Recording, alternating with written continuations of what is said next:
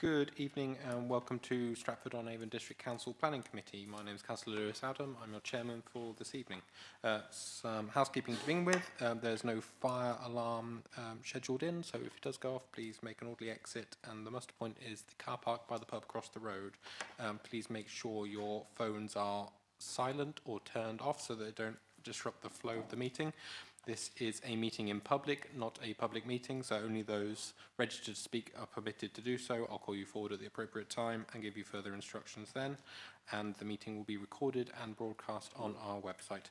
I'll now just introduce the top table from Democratic Services. We've got Kira Keller. Our solicitor this evening is Amy Shipley. Our planning manager is Emily Napier. And our planning officers are Malvina Itzik and Paul Thompson. I believe you've got a statement prepared, Emily? Thank you, Chair. My role tonight is to provide impartial advice to committee members and to assist members in their decision taking. Thank you. Thank you very much. Okay, we can move on to the agenda. First is item 1, apologies for absence. We have apologies from Councillors Harvey, Holmes, Keighley and Scorer, with Councillor Organ as substitute. Thank you very much. Item 2, disclosures of interest. I'm happy to start. I was contacted by, I believe, the applicant for item 5. I think that went to all members. I also conducted an informal site visit myself today, just around the area. I didn't see or speak to anyone. Councillor Redden? Thank you, Chair. Item number 8, 2400521 FUL, Tudor House in Studley. I'm the ward member and I'm registered to speak, so I shall be leaving the table. Thank you very much. Any further disclosures? No, nothing forthcoming. Okay, we now look at item 3, minutes. We've got minutes from meeting held on the 24th of April 2024. Everyone happy these reflect the meeting? Agreed. Jolly good. Thank you very much. Item 4 is the start time of the meetings for the forthcoming year. I propose that we continue at 6 o'clock, as is fairly typical for our arrangement. Any other views? Seconded by Councillor Eden. All agreed? Lovely, thank you very much. All right, we can now move on then to our first application. Item 5, application 23/03397/FUL, land and building adjacent to Avon Carrow, Avon Dasset. Malvina's our case officer, and when you're ready, take it away. Thank you, Chair. And good evening.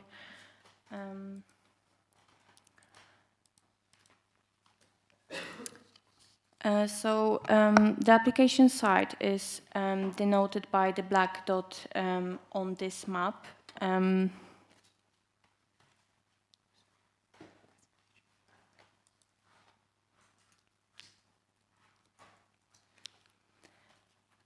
The next slide shows the application site etched in red, and the purple line shows the extent of the conservation area, and the red buildings are listed buildings. You can also see public footpath running along the boundary of the application site, denoted by the dashed line. So from this map, you can see that the application site is located immediately adjacent to the north of a Grade 2 listed Avon Carrow. The application site is also washed over by Ironstone Hill Special Landscape Area. The next slide shows an aerial image of the application site and the area. This is the image is rotated, but you can see Avon Carrow here. This is the main village road there. This is the site access with 2 garage buildings to the front of the existing Dutch barn. There is also a metal barn to the rear. What are the proposals?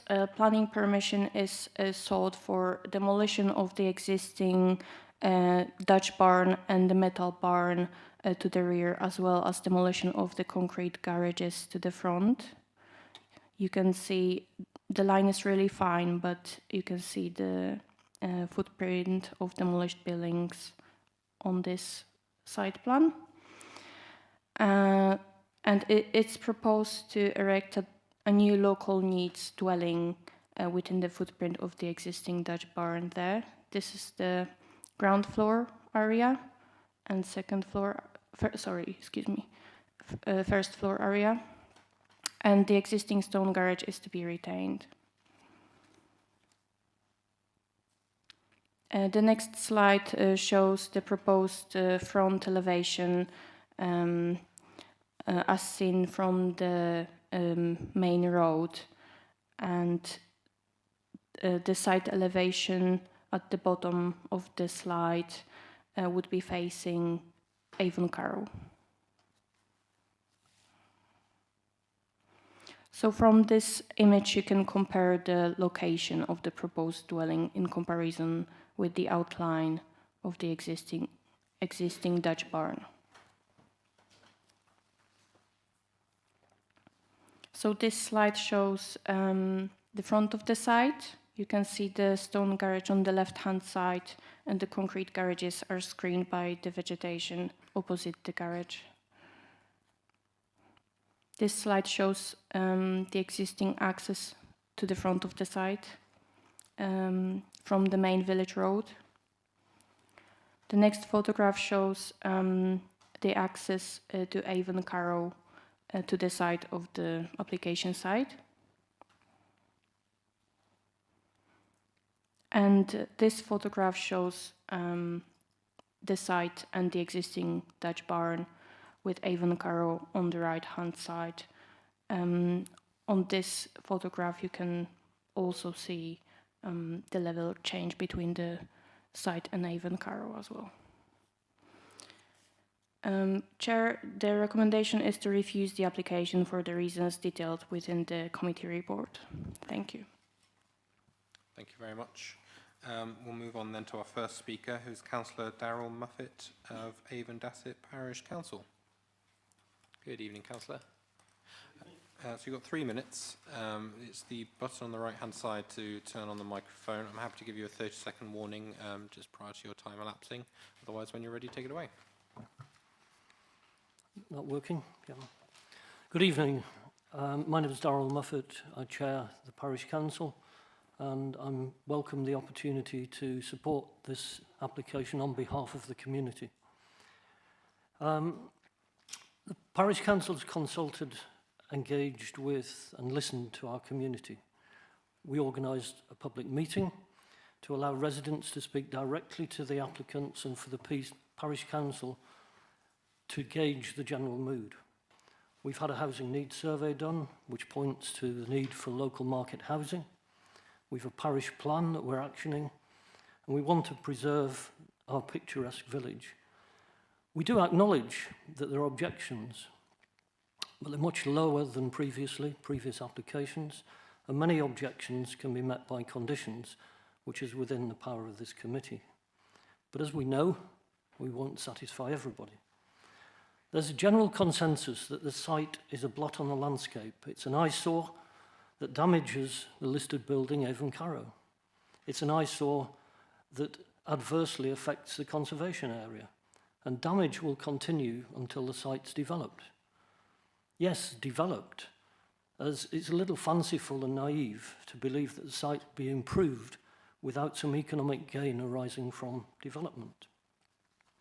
We struggle to see what more the applicants could do to satisfy concerns. As you're aware, there have been a number of previous applications. The applicants have commissioned expert advice and even further expert advice to check that the first advice was correct.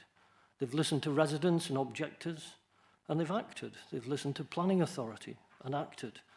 They've reduced the size, the scale, and the type of planned development.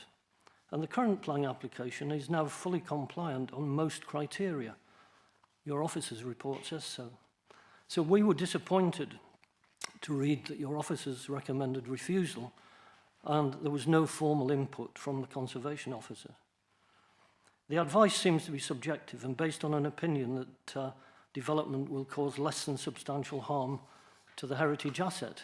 but this opinion is at odds with independent professional advice and the general views of the community. I accept it's not helpful that the experts don't agree. It makes your decision more difficult. If you refuse this application, damage caused by the site will continue, the eyesore will remain and get worse. You'll disappoint the majority of the community, many of whom live in Avon Carrow. If you approve the application, the development will reduce the impact on Avon Carrow and will enhance the appearance of the village. It will enhance the heritage asset. These are not my opinions, they're opinions of the community and residents who live within Avon Carrow. I'll just ask you to wrap it up there, please. A decision to refuse doesn't really help anyone. That's the end of my presentation. I'll try and answer any questions you may have. Thank you very much. Members, do we have any questions for our parish council representative this evening? No? In which case, thank you very much for your contribution.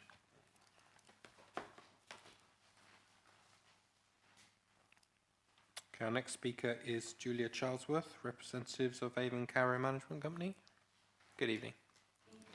So you've got 6 minutes. Similarly, I'm happy to give you a 30-second warning prior to that time elapsing. But it's just the button on the right-hand side to turn on the microphone. And once you're situated and ready, feel free to take it away. Good evening. My name's Julia Charlesworth, and I'm here on behalf of Avon Carrow Management Company, made up of all the owners of property in Avon Bassett, Avon Carrow. We support Stratford District Council in refusing this application because they're the experts. And they've previously assessed this site and its important historic environment. They came to the conclusion, and I quote from John Careford's contribution to the committee report, "The existing buildings are not particularly prominent within the street scene or setting of Avon Carrow by virtue of their setback position, lightweight structure, muted colours and densely vegetated backdrop. Their position on the village edge, given its former agricultural use, does not appear out of place. In the light of this, the introduction of new residential development in this location would appear far more prominent and incongruous within the site's historic context in comparison with the existing agricultural use. The proposed residential use would continue to be out of keeping with the established settlement pattern of this side of the village, detracting from and confusing the legibility of the conservation area characteristics and the setting of Avon Carrow. The proposed house is outside the curtilage of the village and out of character with the conservation area. In particular, its close proximity to the listed building of Avon Carrow means that it will erode the rural surroundings of this historically and architecturally important country house. It won't be preserving a picturesque village. It will irrevocably damage and not enhance a heritage asset, which is what they're saying. It's a permanent action, not in keeping with the vernacular architecture of our village, and it will irrevocably harm the setting of the house, the conservation area, and the special landscape area. On the matter of light pollution, building a dwelling will create and sustain light pollution impacting on the life of the village, the wildlife of the village. There are pipistrelle bats at number 14 and number 9 of Avon Carrow, as well as owls, toads and newts. The government's own guidance on light pollution asks, is a proposal likely to have a significant impact on a protected site or species? This could be a particular concern where forms of artificial light with potentially high impact on wildlife and ecosystems, including where bats feed. Addressing dilapidation. You cannot see the barn clearly from the street, as I quoted earlier from the committee report. And the dilapidation of the site is not a valid planning reason to build a new house. It's not an amenity. Fixing or removing the structures would be much more beneficial for the village and residents and less intrusive than a mock barn. The Parish Council's support of the applicant also raises the dilapidation point as a reason for favouring the new building, but it doesn't reflect the majority view of the villagers, as shown by the large number of objections to this planning permission. This also happened with the previous rejected application. Listen to the majority of the comments submitted online. 9 against, 3 in favour, one of whom is a potential future housing developer. Natalie Gist, the ward member for Avon Dasset, also states, it's of paramount importance that the wishes and feelings of the residents who would be most directly affected by the proposed development are taken into full consideration before this is agreed. We of Avon Carrow, we're the most affected directly. The claim that a four-bedroom house meets local housing needs is out of date. The most recent Avon Dasset Parish Plan Survey from May 2022, using a questionnaire carried out, then said over half the respondents did not want any new houses. And if we look at the previous 2019 survey, I quote, more people thought that 2 housing association or private rental 2-bedroom bungalows should be the priority in terms of housing need. To summarise, building a single dwelling as opposed to the multiple dwellings previously rejected doesn't overcome the planning objections raised previously or for this planning proposal. It would still be the wrong house, built in the wrong place, for the wrong reasons, and not the right solution to a dilapidated barn. Thank you very much for listening to us. I hope you agree with Stratford District Council's advice and refuse this planning application. Thank you very much. Within your time. Members, do we have any questions? Yes, Councillor Parry first. Thank you, Chair. Hello, good evening. Can you just advise how many units there are at Avon Carrow? I know there are quite a... 14. It's 14. 14 dwellings. It's a bit misleading because some of the houses were once 2 dwellings and they've been incorporated. But there are 14 dwellings. And did you have a meeting amongst Yes. all the residents to discuss this particular We did. application? Yeah, we had an extra special meeting. Right. And can you advise what the balance on the voting? Was it unanimous, or did some people have no objection? Was it all objection? Because I noticed there are 9 letters of objection. Can I ask my friend who wrote the minutes up for that meeting? It's just a brief indication. Sorry. What was the voting like? Excuse me. Sorry. Generally speaking, we don't accept Sorry, I have got it on the extra value from phone, others. but I couldn't remember that No, bit. sorry. I think for the purposes of Councillor Parry's But- question, just a vague Yeah, we did indication have a would be vote, fine. and the majority was against this proposal. Yeah, I can give you the document later. Thank you. Any further questions? No? In which case, thank you very Thank much for your you. contribution. Pass-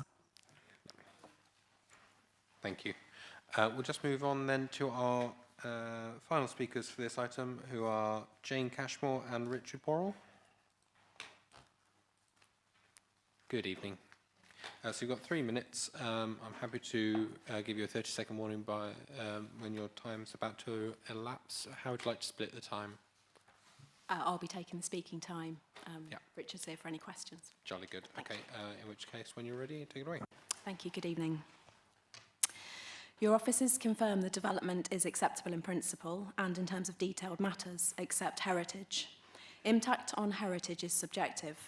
We commissioned 2 independent heritage experts to consider the development, Cotswold Archaeology and Richard K. Morris and Associates. Both firmly disagree with your officers' conclusions. Richard Morris considers the proposal will result in a definite enhancement to the setting of the listed Avon Carrow and conservation area. Cotswold Archaeology consider there'd be no harm to the setting of Avon Carrow and the conservation area will be enhanced. To explain this, slide 1 on the screen shows the buildings on site are not retiring features. The Conservation Area Review specifically identifies the Dutch barn as an area for improvement, stating, agricultural building, unattractive building dominates entrance. Slide 2 shows the public right-of-way running through the site. It's currently a poor experience next to shabby buildings. That's the next slide.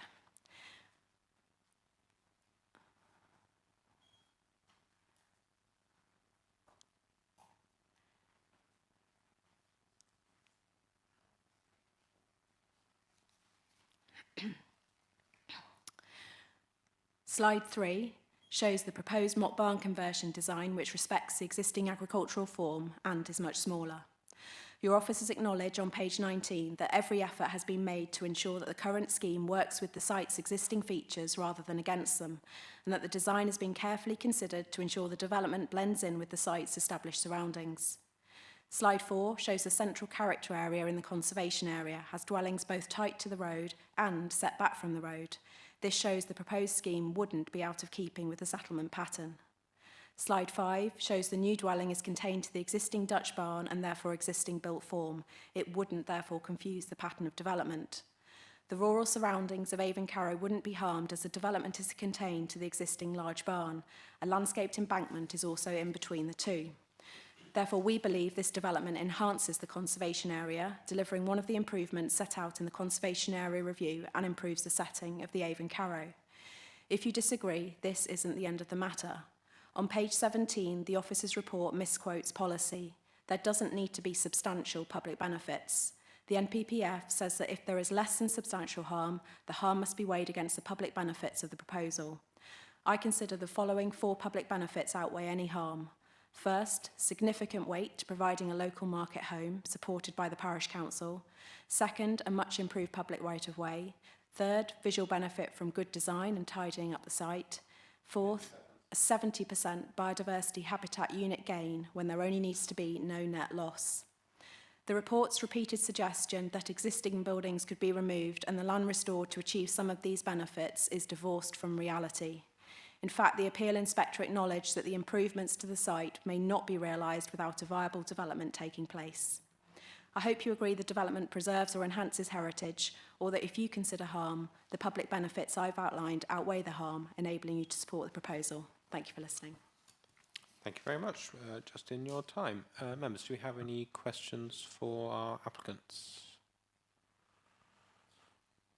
Anything forthcoming? No, in which case, thank you very much for your contribution.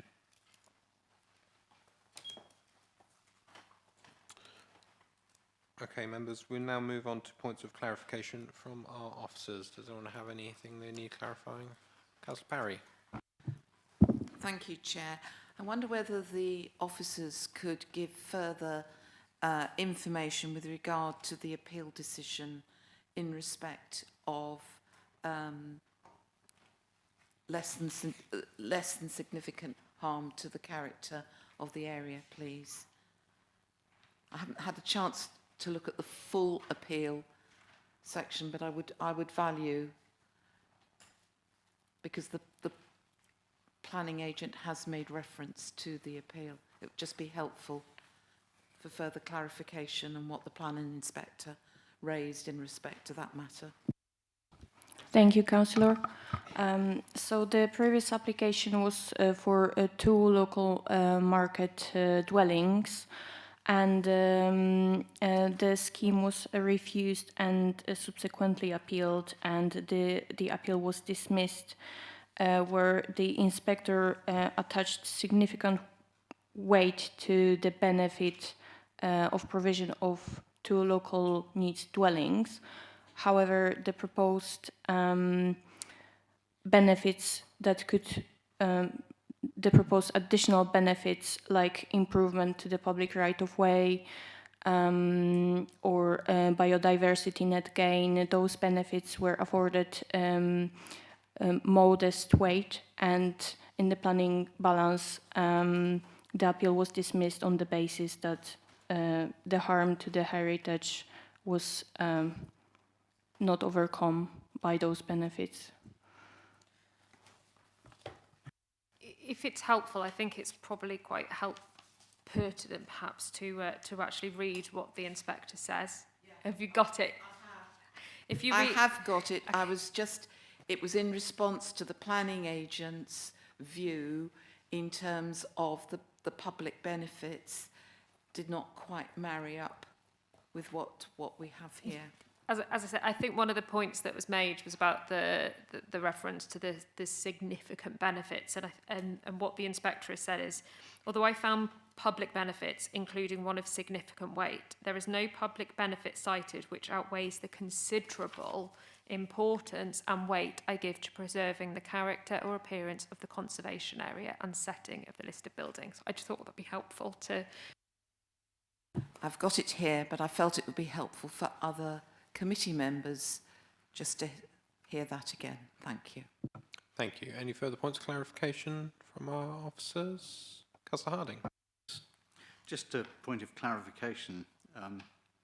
The Warwickshire County Council, this might not be pertinent for our officers, but if we've got bats on the site, in my experience, they're very sensitive to any kind of development, any movement at all. What sort of amelioration could be put in place here to stop them just fleeing the site?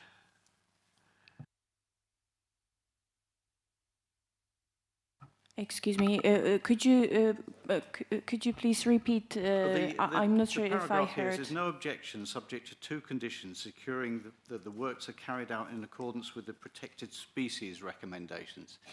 In my experience of renovations and highways work, the first sign of any disturbance, the bats are off. So how can we have a biodiversity net gain? So in this instance, the application was assessed by the county ecologist, and the county ecologist considered the submitted biodiversity net gain matrix, which proved that it is possible to deliver net gain within the site, which was considered acceptable, subject to a condition, the habitats management plan. And also an ecology report was submitted with the application, and the county ecologist considered that the proposed recommendation within that report are in line with all the guidelines, and he recommended a second condition that development is carried out in accordance with the recommendations of the submitted report. At the officer level, when the county ecologist is satisfied that development can be compliant with the legislation and can deliver net gain, then we're happy to condition it. Okay, thank you. Any further points of clarification?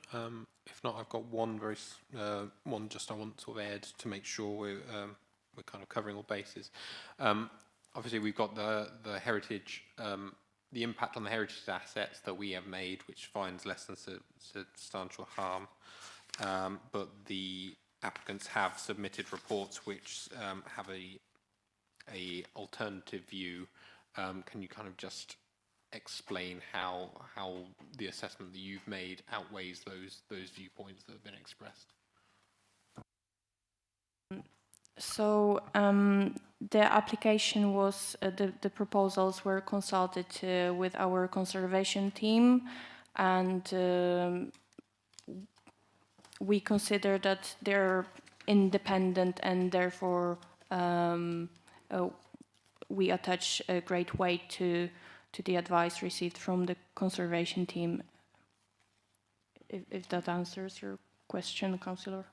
Yeah, no, that's fine. It's just, as I said earlier, we were forwarded the reports which had an alternative view. I just wanted to make sure that those had been fully considered, and that the advice you'd had from our conservation officers was still the one that was predominant. Yes, so the reports were taken into account fully in coming to the conclusion on the application. Thank you. Thank you very much. Okay, members, if there are no further points of clarification, we can move on to the debate. Who would like to start? Councillor Parry. Thank you, Chair. Well, obviously this site has quite extensive history in terms of planning applications, and certainly, you know, it looks as though they've tried every sort of avenue. Obviously, they're obviously keen to get planning here. However, we do have the strength of our expert conservation team, who are experts. I'm not an expert on conservation matters. The site is obviously very adjacent to the Grade 2 listed Avon Carrow. We also, from a historical point, have an authority in terms of the Planning Inspectorate's view from the appeal. And whilst I think the applicant has done everything they can to try and mitigate the previous concerns that were raised in the appeal, I am falling in line with the officer's recommendation to propose refusal, because I just feel, unfortunately, it's not in the right place. I think Avon Carrow would, I think Avon Dassett would certainly benefit from a local dwelling. It was highlighted in the housing needs survey, a need for a bungalow. Unfortunately, what we have in front of us just isn't the right type of application in the right place. And I think they've tried every which way, but unfortunately we have the experts of our conservation team, but even more importantly we have an appeal with the Planning Inspectorate, and that makes it very difficult.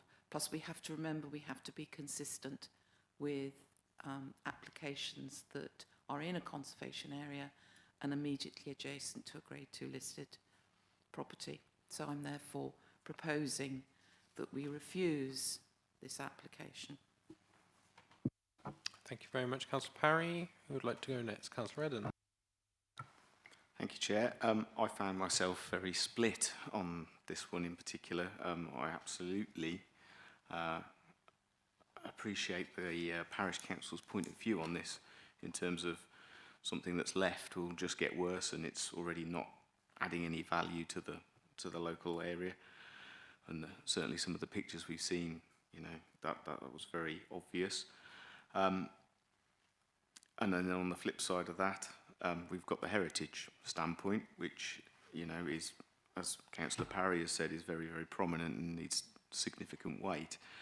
I therefore find myself drifting towards the experts who are here as well, in terms of it's not quite meeting that housing need. It's, to my mind, then probably the wrong thing in the wrong place.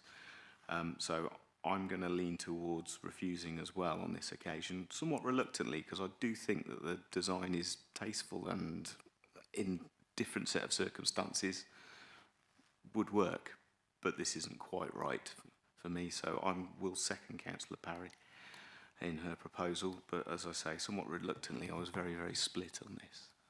Okay, thank you very much, Councillor Eden. Who would like to go next? Councillor Fleming.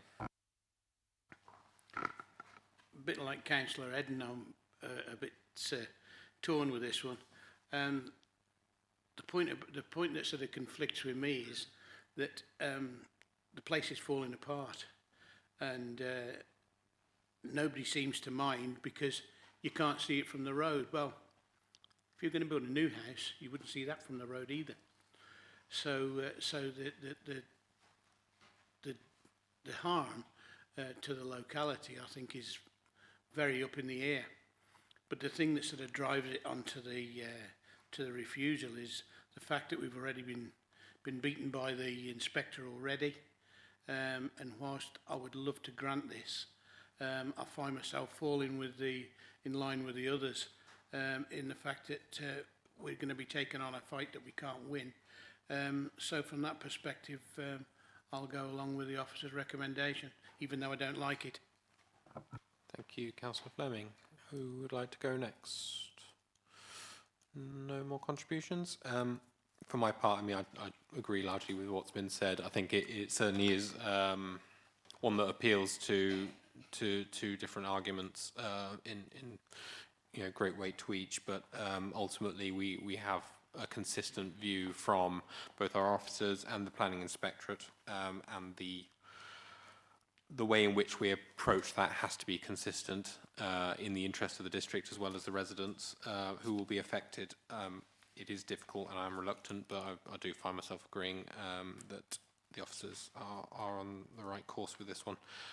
We have a proposal that's been seconded to refuse in line with officers' recommendations. Can I see all those in favour, please? Unanimous. In which case, committee resolves to refuse application 23/03397/FUL.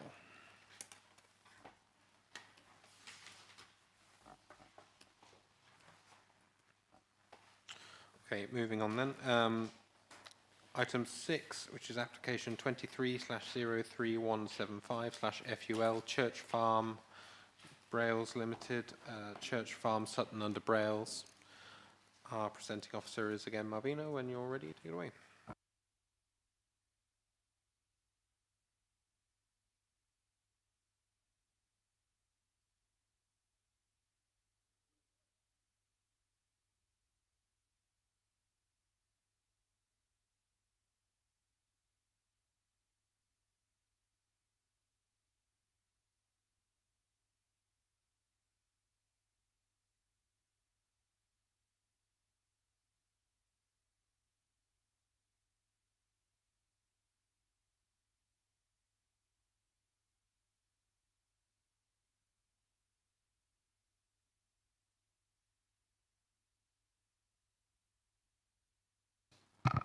Thank you, Chair. This slide shows the location of the application site on the edge of the village, Sutton under Brails. The site is denoted by the black dot. The application site forms part of the existing farm on the edge of the village, as I previously said. The site comprises the existing rural worker dwelling and metal barn. The site is washed over by the Cotswolds National Landscape Designation. Planning permission is sought to demolish the existing dwelling and part of the metal barn and erect new self-custom-built rural worker dwelling, as well as convert part of the retained barn into domestic garage. The proposed dwelling would be sited partially on the footprint of the existing dwelling and would be larger. The proposed front elevation and site plan are here for reference. So this is the footprint of the existing dwelling. The dashed line in the middle.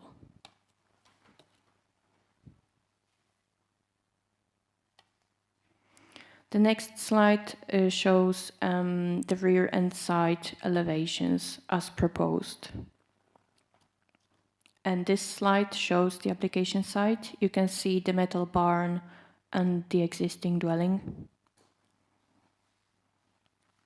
And the next photograph shows the application site as seen within the street scene. Chair, the recommendation is to refuse the application for the reason detailed within the committee report. Thank you. Thank you very much. Moving on to our first speaker then is Sally Moore, agent, and Tom Marshall, applicant for the application. Good evening. So you got 3 minutes. I'm happy to give you a 30-second warning. How did you want to split your time? Yeah, okay. Like I said, I'll give you a 30-second warning before the time elapses. It's the button on the right-hand side to turn on the microphone, and when you're ready, take it away. Thank you. Good evening. I'm Sally Moore, speaking with the applicant, Tom Marshall. The photos show the current and the proposed dwelling. Tom grew up in the village. This is his family farm. The existing dwelling was a conversion of a dairy shed, but unfortunately, as can be seen, it's still more of a shed than a home. It's common ground that it needs replacing, and the proposal would be a much better design, well suited to the farm and the locality. We're not applying for a new dwelling, a replacement in the same location of an existing which is just not fit for purpose. The proposal would be larger, but only to provide a 3-bed family home. This would undeniably be a significant betterment and fully in proportion with the village surroundings. The proposal meets replacement dwelling policies. There is an agricultural tie on the house, which can be transferred to the new one. We haven't submitted an agricultural appraisal as we're stuck between a rock and a hard place on this. The farm's been undermanaged by not having appropriate accommodation for a manager. Tom intends to move here with his young family, but if we presented a business plan for a proposed need, that would lead us to a temporary permission, which would then be refused under policy as there's an existing dwelling on the site, the catch-22. Tom can't move here as it stands, nor could he employ someone with expertise to manage the farm, as they wouldn't be able to live in that substandard house. We've explored this with the planning officer as a self-build, which has positive weight, although not entirely relevant policy, as there's an existing house here. Nonetheless, Tom clearly has local connection, there's great strength of local support, and this is a well-sited edge of village plot. There is a need here which has significant weight in the planning balance. This is the kind of site that self-build policies were made for. The proposal can be viewed under 3 policies: replacement dwelling, agricultural dwelling, and self-build, but the planning officer feels that it's somewhere slightly in between all 3, despite acknowledging that it would better reflect the character and appearance of the surroundings, be more in keeping with the existing built form in the locality, high quality and attractive. The overall betterment here would be huge. It's essential to consider the planning balance and whether the benefits of the scheme outweigh the harm, in this case, they so clearly do. There's local support for this and no issues from any of the consultees. This is a real opportunity for the planning committee to take a truly common sense approach and turn, frankly, the eyesore of the village into a functional, well-designed family home to allow this traditional farm to thrive once again. Okay. Good evening. I genuinely feel, after a lot of planning and consideration, the proposal that we put forward benefits everybody. If I could move back tomorrow with my young family, I wouldn't hesitate. Unfortunately, the current dwelling doesn't afford me this opportunity. This isn't another Cotswold holiday let or second home, simply me from the village who wants to move back to the farm and manage it with his family. I understand the need to have policy in place, but equally understand that policy is sometimes taken too literally when a common sense approach can provide a better outcome for all. I therefore urge you to support the substantial benefits that the application brings. Thank you. Bang on time. Well done. Thank you very much. Members, do we have any questions for our applicant and their agent? Councillor Barry. Thank you, and hello and good evening.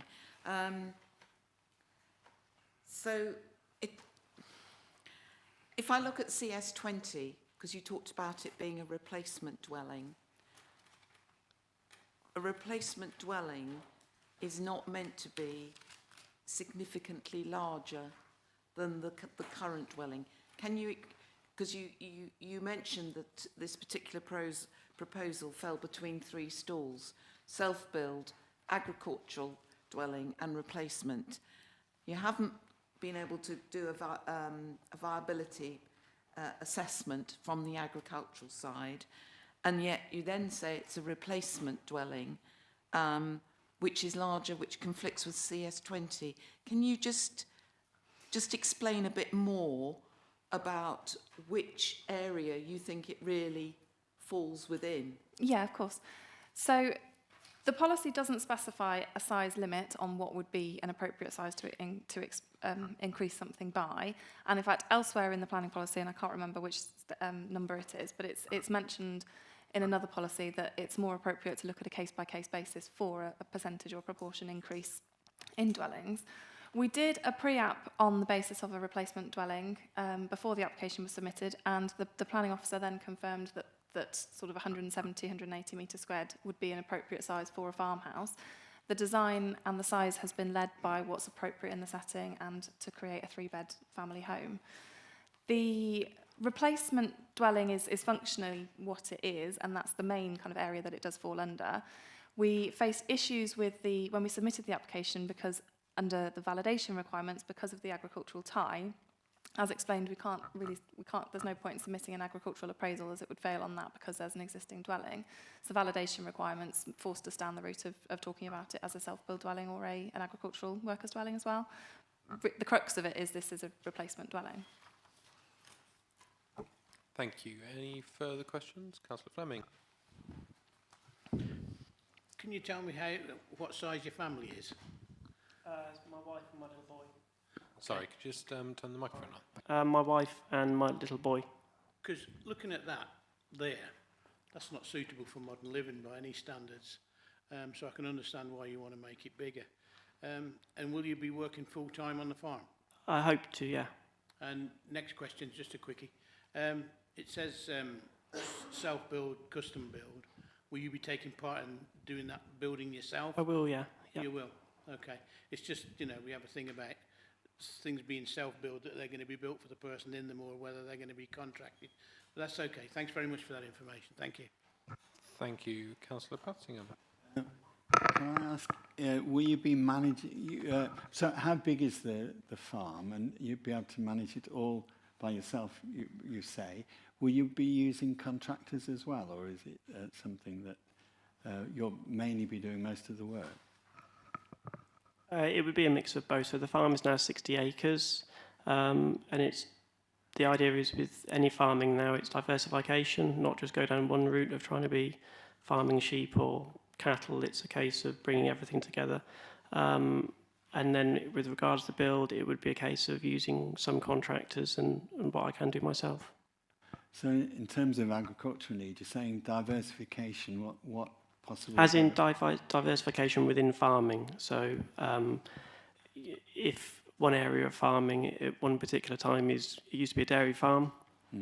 When dairy was bad, you didn't have an opportunity to divert away from dairy into sheep or cattle or poultry.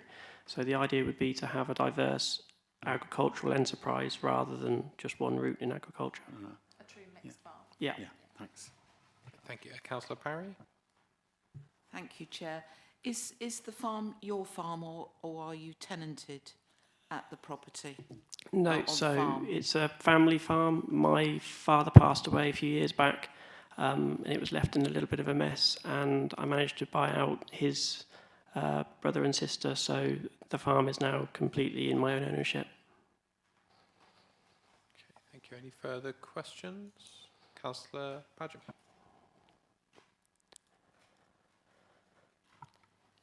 Sorry, I know you've gone over this, but I would just like another explanation on why you couldn't do the agricultural rural workers assessment, if that's okay.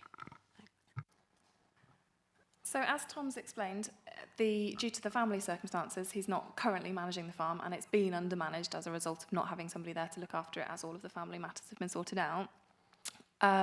If we had submitted a proposal for a business plan to commence the management of the farm and to do everything that Tom wants to do, the policy on that would take us down the route of a temporary dwelling with a time limit on it, because of that being a proposed enterprise, which is quite standard. And it's, when it is a proposed enterprise, a time limit is fine. That clearly isn't going to help us when we're applying for a permanent dwelling.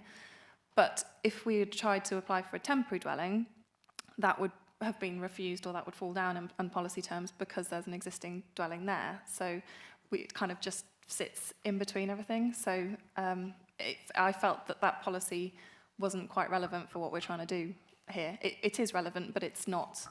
I didn't want to present it as like we're applying for a new dwelling when it's replacing. There is a dwelling here that we're looking to replace. Okay, thank you. And then Councillor Fleming again. In your construction plan or whatever, are you going to take into consideration climate change and say like ground source heat pumps or solar panels or whatever else to keep it as green as you possibly can?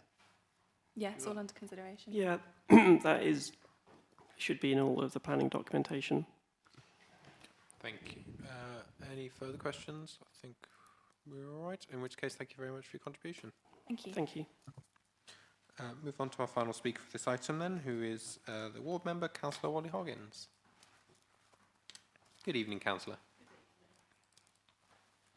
So yes, you've got your 5 minutes. Have to give you a 30-second warning.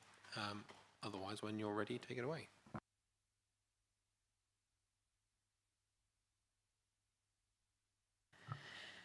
During our work as councillors, it is sometimes difficult not to get too involved with casework. There are many reasons for this happening, but usually it is down to the people that we are trying to support and help through our casework and the issues that they face. Tom Marshall and his young family are the perfect example of this. Tom and his lovely wife welcomed with delight the arrival of their son, an only child, 4 years ago. Their beautiful boy, who they are both devoted to, has additional needs. The complexities and the long-term implications of these needs is still being assessed, but those of us with children who have additional needs know how very important it is that a family facing such issues have a support network around them. Moving back to Sutton-under-Brailes for the Marshall family would enable this. Tom Marshall is not a property developer. He doesn't want to make a quick buck. He just wants to do the very best that he can for his wife, but most importantly for his son, and that means moving back to Sutton-under-Brailes, where the whole family can be supported in their endeavours by the charming and outstanding calibre of villagers who are eager to welcome a very young child to the village, and by their family who live nearby. Farming and farm life is in the Marshall blood and is at the core of their DNA. The Marshalls have farmed from Church Farm for multiple generations. The dwelling that is currently on site is not fit for human habitation, and I am appalled that anyone has ever had to call this place home. I am also appalled that anyone could seek to classify this structure as suitable for residential purposes, which is the implication for the recommended refusal of this application. One of the recent desperate tenant farmers has described this current building as virtually uninhabitable. All farmers, and particularly those working in the district of Stratford-upon-Avon, I would suggest, deserve so much better than this. Amongst this slideshow is a picture of a house which is an attempt to show you the style of the house that the Marshall family wish to build. It is not an accurate representation of the actual house that is planned, but this picture should be compared with the detailed front television picture which was provided with the application and which the planner has shown in her presentation. The home that the Marshalls wish to build is very modest by local standards, and its very appearance is one which makes it so appealing. It is a solid construction without pretension and is sympathetic and in keeping with the style of other homes in Sutton-under-Brailes. Just buying a home in Sutton-under-Brailes is not an option for the Marshall family. The most recent house sales in the village were 2 years ago in 2022. One house sold for 1.2 million and the other was over 2.5 million. The Marshalls are of modest means, and such a house price, let alone available housing stock, means that the only way that they can afford to live in the village and to farm at Church Farm is to build a modest house on the site of the hovel that you can clearly see in the pictures before you.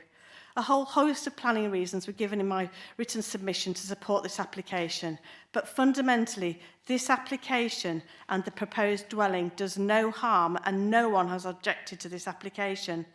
The parish council, which only meets twice a year, are wholly supportive of this application. And dare I say it, there is a tangible air of excitement that a very young child will once again be living in this village with parents who will be working the land.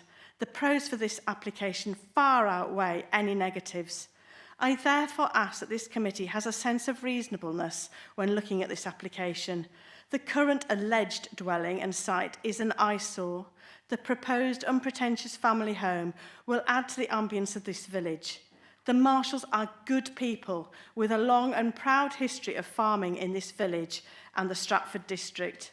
I ask that you grant permission for this building so that this young family can have the life, business and home that they deserve and need to have in Sutton-under-Brailes.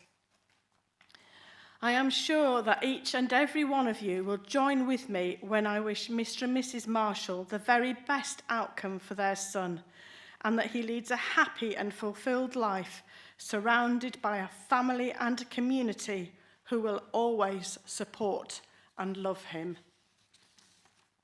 Thank you. Thank you very much, Councillor. Members, do we have any questions for our ward member? Yes, Councillor Parry. Good evening.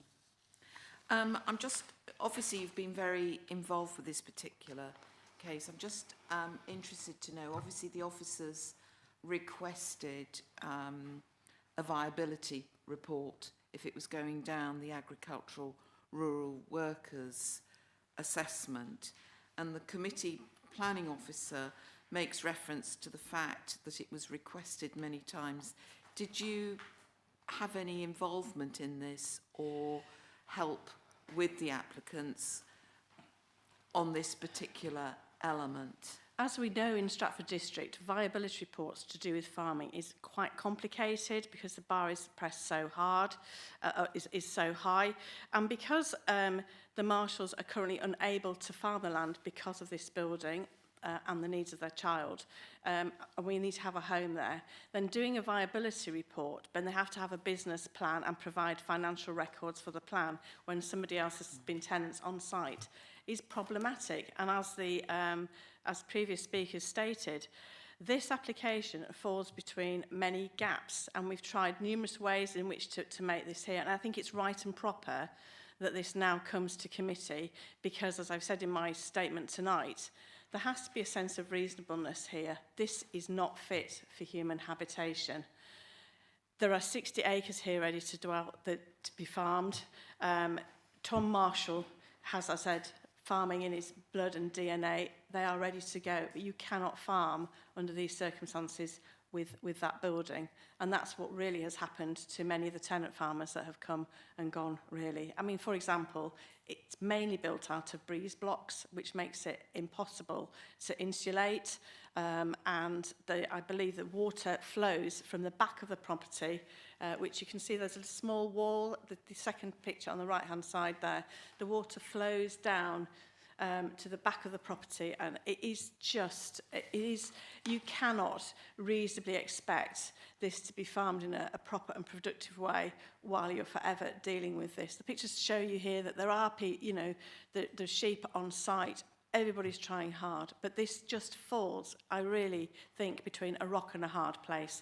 And I do think that it counts for this committee to look at this sensibly and think to yourselves, does it do more harm to have this continuing like this and in this state? Or should we be actually encouraging, as we all talk about at many meetings, encouraging young families to be here? But that's where the viability report is very difficult because of exactly that. Thank you.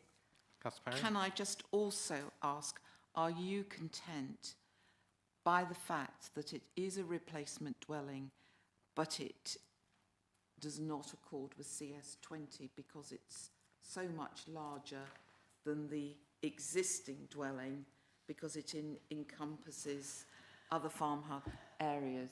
I'm wholly satisfied because I don't. If you went back to how this looks now, the actual footprint of it, it just simply isn't big enough for a family to live in, and it's not fit for even a single person to live in. So I'm wholly satisfied, and I have spent numerous times looking at this farm and speaking to Tom Marsh, so I'm entirely satisfied that this application is genuine and for genuine reasons. Thank you. Thank you very much. Any further questions for our ward member? Councillor Fleming. Might take me a while to get to the question, but this farms of 60 acres, this country was built on farms of 60 acres. But in 1885, you could live in that house and people would say it was nice. But modern living means that, people are entitled to live in a modern way. And this agricultural sort of report and whatever else that's needed, I really think that, in all honesty... Councillor Fleming, I'm going to have to stress that this has to be just questions for all members. I'm happy to have you debate on this point later. Okay, right, now. I'll go to debate and sort it out now. Okay. Thank you. Thank you very much. Any further questions for our ward member? In which case, thank you very much for your contribution. We've no more speakers, so I'm happy to go to points of clarification from our officers. Anything? Councillor Passingham.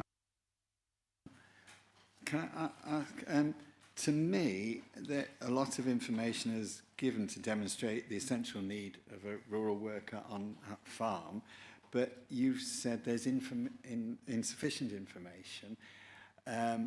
Is it sort of permitted for us to accept the information we've had from the applicants as sufficient information, or do we need to go for a further report to justify it to ourselves?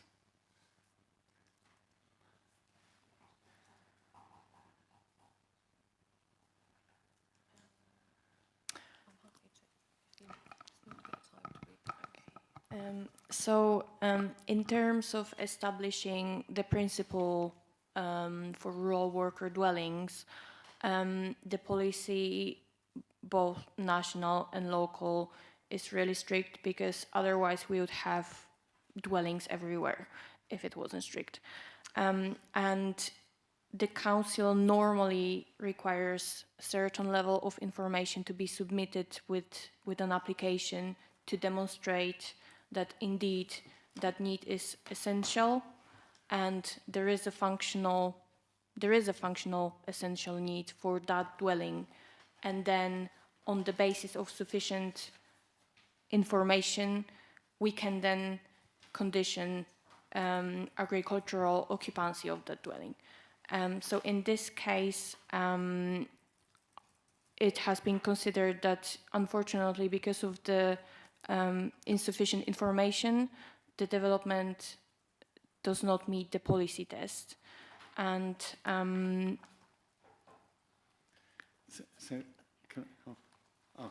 yes. So the exact wording of the policy is a permanent dwelling for occupation by a person engaged in an agricultural operation or other form of use that can only reasonably be carried out in the countryside, subject to a functional need being established. Now, our normal approach, because that we would take, is that in order to demonstrate that there is a functional need, we would expect evidence to be submitted to us of that functional need. And as we do in a number of circumstances, so financial viability on affordable housing schemes, we would go to an independent consultant externally who will assess that information for us and tell us whether they have sufficiently demonstrated that functional need. So, as Malvina has said, in our opinion, we don't consider that we've had sufficient evidence to be able to demonstrate in accordance with our policy that functional need. Right. So follow on from that, I'm trying to assess, what seems to be made clear by the speakers is the weight of the assessment that's sort of typically submitted for this type of application was not going to pass the test on account of recent history, as it were, compared to the viability of it going forward. Is there a halfway house type of assessment that could be submitted to meet the requirements to determine that functional need without having to go through the same degree of financial viability that we might expect for a different application? So currently, this financial information is required even if that's an extension to existing rural worker dwellings. So even small schemes for extensions must be accompanied by this information. And in this case, in the interest of fairness, it was considered that unfortunately insufficient information was submitted to demonstrate the compliance with the policy. The other thing I would draw attention to is within policy AS10, the development management considerations. It sets out that in relation to Part I, which is the relevant section of the policy that we're talking about, the future sustainability of the enterprise will be taken into consideration along with established function and financial tests. So it's fairly clear in the policy what is generally expected of that evidence to be submitted. Thank you. Councillor Eden. Thank you, Chair. I'm going to push this in a slightly different direction. So we've CS20 and what is too big or not. I don't have a copy of the core strategy in front of me. I apologise for that. The applicant mentioned that 180 square metres, which I think is quoted in the report, was sort of talked about as being reasonable. However, we're saying that it's not, because from a replacement dwelling point of view, where are the limits?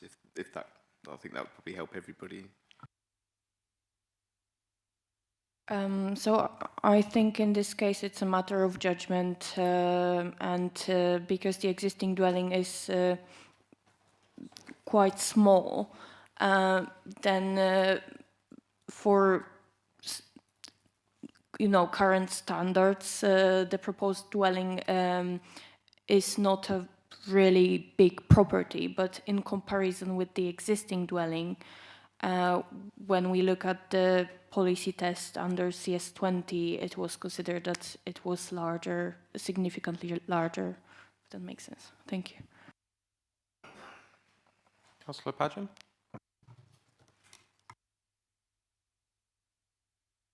Yes, thank you.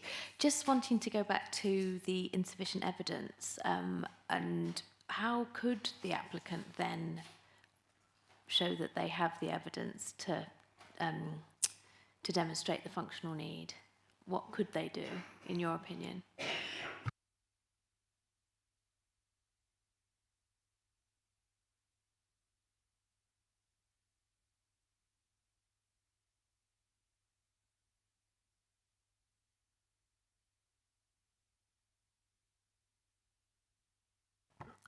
I'm not sure what further we can add than what's been said within the officer report, page 33, where we made the assessment about the rural workers dwelling and the level of evidence that's been submitted.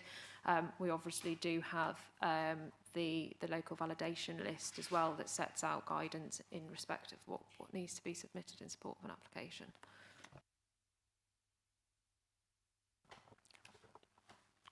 Councillor Fairman? Yeah, can you tell us how long it would take and the approximate cost of getting this agricultural survey done that you require to give you the information you need? I'm not sure how long it takes normally to produce such appraisal, I'm afraid. Yeah, I think we have to be careful to restrict it to planning reasons without going too far out of that scope. Have we got any further points of clarification? No, in which case we can move to debate. Who would like to start? Councillor Eden. Thank you again. I think it's clear from this that we're stuck between a number of different directions. So I think as a committee we should consider pushing it in one of those three directions. So to my mind, we should go along the lines of a replacement dwelling, because that's the one that falls foul of least, as far as I can see, the policies that are listed for reasons of refusal. So if I, and Malvina very kindly said that it's a matter of judgment, judged that this wasn't perhaps over the top in terms of CS20, then I strike out CS20. We know why the applicants aren't providing any kind of agricultural report, because that leads to a different set of circumstances. So I'm edging away from that agricultural dwelling kind of idea, although I think we've heard quite clearly the needs are, I think we're all pretty convinced that they're there. I could quite happily argue that CS1, where it's incongruent with that in terms of sustainability, there's a house there, there's another house there, that's fine. It's sustainable from my point of view. A house is a house. And CS15, it is big or bigger, but to my mind, again, you could argue that it's relatively well related to the rest of the farm. It's next to a big barn. So that's the way I'm going to push committee to sort of consider going in one direction or another. I'm not going to propose yet. I'm going to see what you think of my monologue. Thank you, Councillor. Who'd like to go next? Or I'll pick on somebody. Councillor Parry? You always look in this direction, don't you? I think this is a really, really difficult application that's in front of us, because I know what our hearts want to do, but we have policies in front of us, and we can see that they've tried all sorts of different routes, but we also have a very good reason why we have policies in front of us. I think it falls on the agricultural dwelling side because I think there's absolutely no way they would get the required evidence because it's not operationally functioning as a farm. My heart wants to try and see if we can find a way around CS20, but it is a considerably considerably large dwelling in terms of replacing what's there. But we also have the self-build element as well, which of course is not considered in our core strategy, but was a standalone supplementary planning document.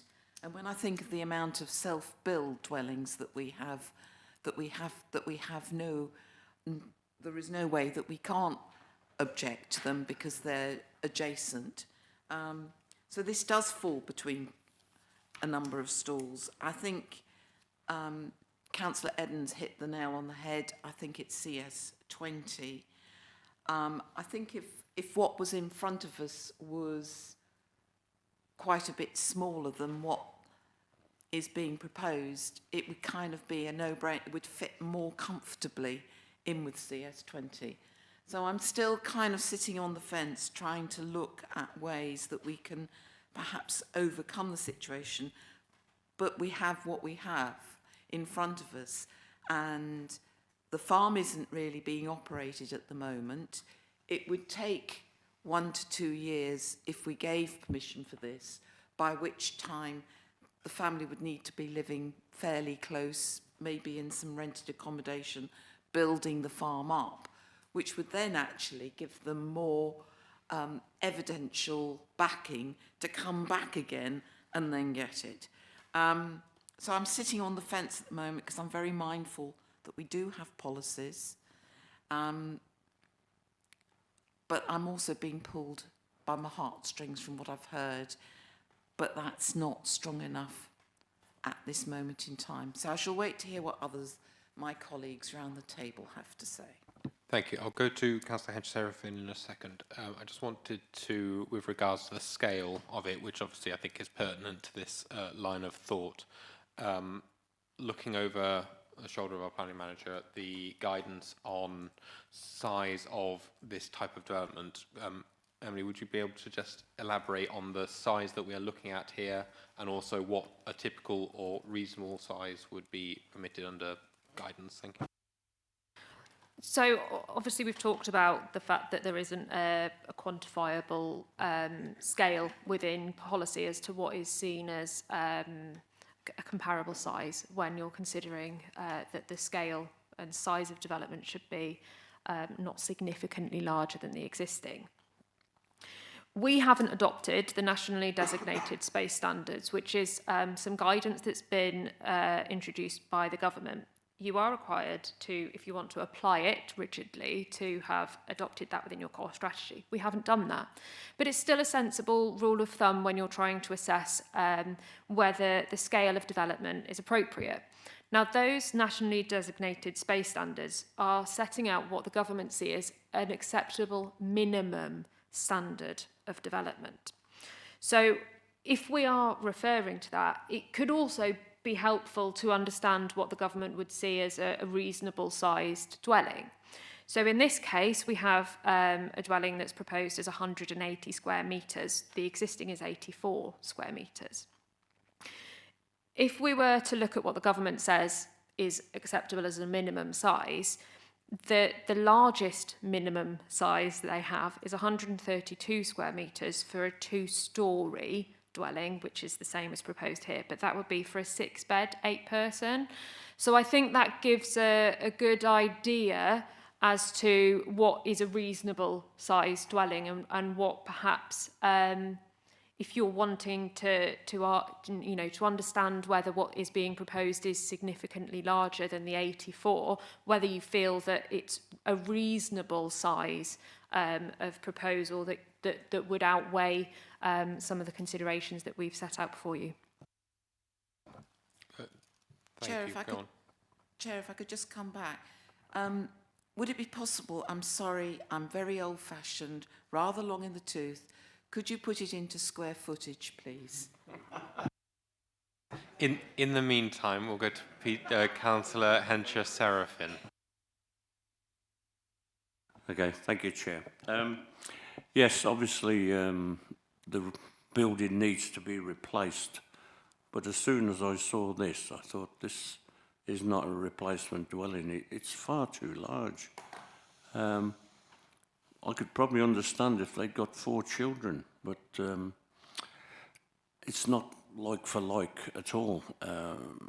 So, yeah, I agree that the building they've got there is not fit for purpose, but it needs to be of a smaller scale, so I agree with the CS20. Thank you, Councillor. Councillor Fleming. We've passed plans for self-builds, you know, several on small acre. I'm not trying to make up policies as we go along here, but if the applicant said, I want to build this house on a 60-acre plot, self-build, would that be looked upon differently? Because at the end of the day, we're passing, we're almost forced to pass self-build rules to put 16 houses on 5 acres. So, you know, we can put 16 houses on 5 acres, but we can't put one house on 60 acres if it was a self-build application. I know, like I say, I'm straying from the point in some ways, but at the end of the day, until this guy can live on this farm and work it properly, I don't think he's ever going to be able to produce the documents that you want. And it's a chicken and egg here. So, you know, do we do the survey first when it's going to fall down flat because you can't prove the numbers? Or, you know, so from that perspective, I just think it's a bit of a strange situation where you've got one house on 60 acres, doesn't matter how big it is, one house on 60 acres or 16 houses on 5 acres. And I just find that a bit not quite sort of working out for me. So from that perspective, I'd like to grant this application, but I've got to get my way around all these rules and regulations and the CS numbers. Thank you, Councillor. I'll interject with my thoughts at this point and just see how we go. I feel the room, and I think there's a lot of positive support for it. I'm moved by the submissions we've had from the speakers. The concern I have is around scale and how we have to assess that within the framework that we have, because that is the critical part of our assessment, and we can't make it outside of that. The technical guidance that the government has on scale has somewhat solidified my feeling around that, and I think Councillor Hensher-Serafin picked up on that.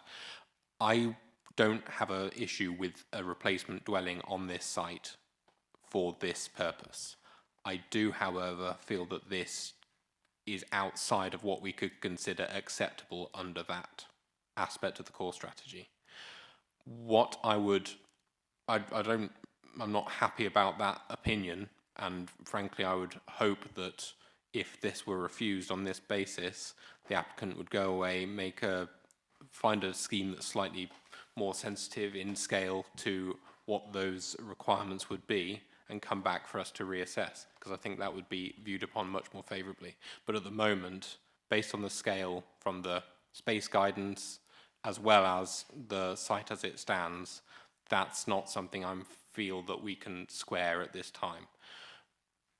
I think you can all see that I sympathise with the views that Councillor Edmonds put forward and Councillor Parry in trying to follow CS20, but that's the limit where I'm feeling we're butting up to. I can't see that there's much more we can go down apart from that at the moment, because we have explored this fairly thoroughly. On that basis, regretfully, I will regretfully propose that we refuse this application at this time, but make the the recommendation to the applicant to reassess the scheme and come back with something more sensitive that we could look at that point. I'm happy to open up the debate again. Councillor Edwards. Thank you again, Chair. Look what I started. I think that the figures that Emily gave us were exceptionally helpful in terms of giving us an idea of the scale, and I think on this occasion we are a bit too up against it. However, at least the debate has given perhaps the applicants a direction to go in. I'm not going to second you because I don't want to. So I'll open that up to somebody else, but I am now convinced that it's not quite right. Thank you, Councillor Eden. I appreciate that. Councillor Parry. Chair, I will second you. Second the proposal.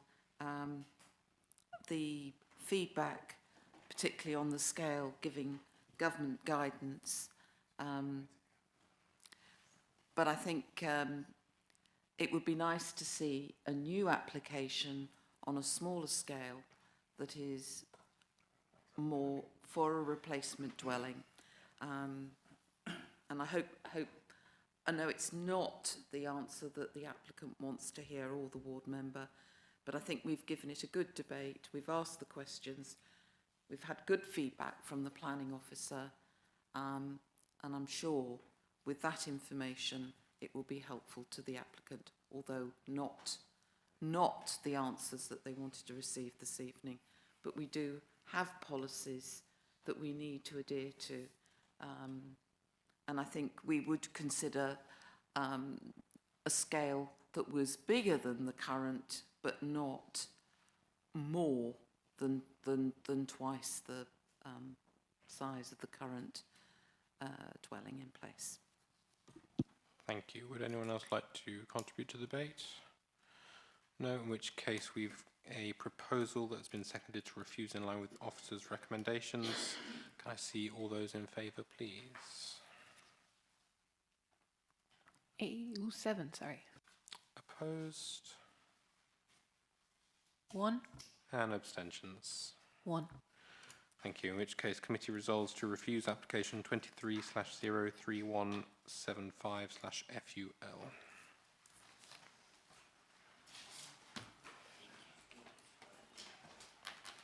Move on then to our next application, item 7, and application 24/00222/Vary, Rising Fields Farm, Lighthorn Road, Kyneton.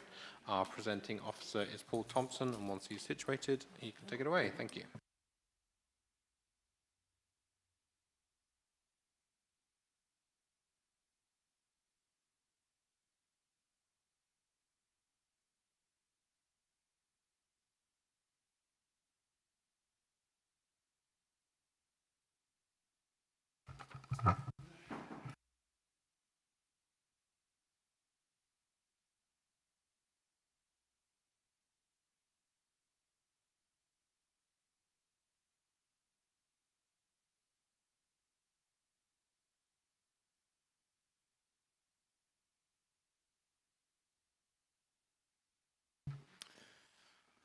Thank you, Chair. Good evening, ladies and gentlemen, councillors, members. Welcome all. Next application is Rising Fields Farm, just outside of Kyneton, on a bridle way, which is the red dotted line passing through the black dot. The application site looks a little like this. It is the same application site as a planning permission granted in 2016 for an application submitted in 2015 for an agricultural workers dwelling at that time associated with the adjoining intensive poultry farm following a series of applications for temporary dwellings. This is what was approved in that application. It's a roughly H-shaped plan with a first floor element to the right there, and the ground floor, as I say, following an H-shaped plan. To vary it here, we are looking at a simple rectangular plan. This shows the complicated roof arrangement of the original scheme, and this shows, again, rather simpler arrangement of the new scheme. Key thing to bear in mind here is that this is a Section 73 application, which is to vary a planning permission rather than grant a new one per se. So we are not reassessing the principle of the development. We're comparing the approved scheme to the new scheme. It would be subject to the same conditions as the previously approved scheme, except insofar as they require a particular set of approved plans that would change to include the new plans. And there is a second condition, which I dare say we won't talk about a great deal, which is the submission of some drainage details that was originally requested. They've now been submitted. Building control are happy with them, so there isn't a great deal more we can discuss on that, I wouldn't say. So this is what's there now, or in this case in 2015, which were the only photos I was able to find. I don't believe it's changed a great deal. This is the temporary dwelling that is currently on the site. It would be demolished and replaced by either the original permission, original scheme, or the proposal.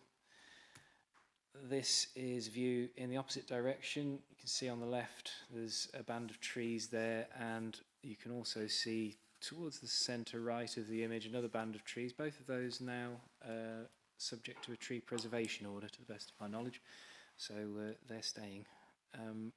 That finally is a thematically appropriate rainbow showing the view in the opposite direction. Yeah, the increase in my view, Chair, is wouldn't lead to material harm to visual amenity to the landscape, and for that reason I recommend that we grant permission for this variation of condition application. Thank you very much, Paul. Okay, we'll move on to our first and only speaker on this item, Councillor David Gosling, Kyneton Parish Council. Good evening, Councillor. Good evening. So you have 3 minutes. I have to give you a 30-second warning. It's the button on the right-hand side to turn on the microphone. Otherwise, once you're ready, take it away. Before you start the clock, could I ask the planning manager to repeat the figure of square meterage that was seen as appropriate when we were talking about the last application? I think I've scribbled down 132 square metres. Just for clarity, I'm happy to allow that, but otherwise we'll take it away. I think I'd caution in that, because what the discussion was on the last application was what was seen as significant increase in the existing dwelling when we were talking about CS20 replacement dwelling and the principle there. So that was just a guide to members as to the appropriate scale of development for a certain site, so they could understand what are seen as appropriate minimum sizes for proposed dwellings based upon what was presented to them as a replacement dwelling. Bearing in mind the replacement dwelling was 84 square metres and the dwelling that was proposed on that application was 180 square metres. So it was giving a context. So I'm not necessarily sure what the context is of that, but I think we will deal with that, and if members want to ask any questions related to that information, then they can. Apologies, I misunderstood your question, but I appreciate Emily's explanation on that point. And thank you, Chair, for indulging, but I hope it might become clear in a second or two. Okay, lovely, okay. Thank you. Thank you very much. Start the clock.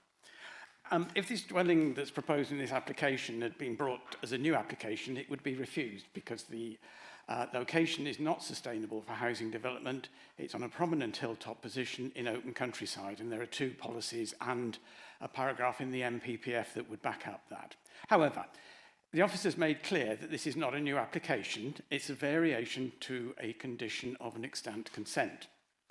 That consent was for an agricultural worker's dwelling to be occupied by the owner of the Rising Fields Farm free-range egg production business, which comprised extensive areas of open grassland, woodland and barns.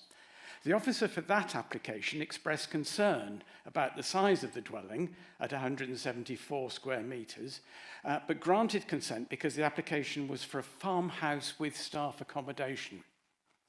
Now, egg production has now ceased. There are no free-roaming chickens, and the various areas of open and enclosed spaces have been sold, seemingly to separate buyers. And last month, you met one of those buyers when they were talking about the woodland and tree preservation. The consented application has also quietly been the subject of a non-material amendment, conveniently removing the words "with staff accommodation." So the application before you, therefore, is for a dwelling larger than the previous consent, which in itself was larger than thought necessary for agricultural workers' accommodation, but granted only because of the staff accommodation, which is no longer needed. And the application is from a different person to the one granted consent, which this application endeavours to modify. Now, although the officer states that the new design is only 10 square metres larger than the consented dwelling, it is 24 square metres larger than the previous officer thought appropriate for an agricultural workers' dwelling without staff accommodation. And that's been accepted by a subsequent planning officer dealing with another variation. And there are other examples of size being critical to farm workers' dwellings around the district. So we hope that you can understand why the parish council is objecting to this variation.